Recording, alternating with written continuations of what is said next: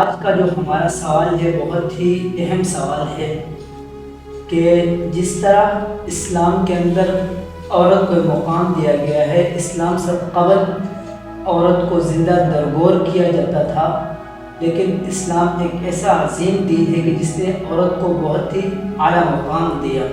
تو آیا ہندو دھرم میں بھی عورت کو اسی طرح اچھا مقام، اعلیٰ مقام دیا گیا ہے یا نہیں؟ ان کے ہاں عورت کو کس حیثیت سے مانا جاتا ہے؟ ایک طرف ہم دیکھیں تو عورت کو ہندو دھرم کے اندر مقام دیا بھی گیا ہے اور اس کے مقام کو گھٹایا بھی گیا ہے۔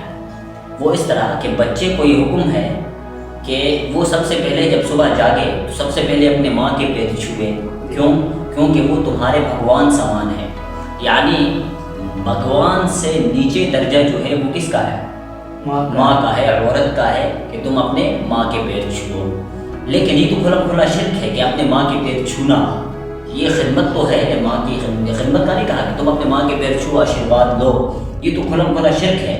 تو عورت کو یعنی ایک عجیب سا مقام کو دیا گیا۔ اور دوسری طرف ہم دیکھیں کہ یہ کہا گیا ہے کہ عورت جو ہے نا، عورت وہ پاپ کی دیوی ہے، پاپ کی دیوی ہے۔ کیونکہ ہیوتی حضرت حوا علیہ السلام کو ہیوتی کہا گیا ہندو دھرم کے اندر۔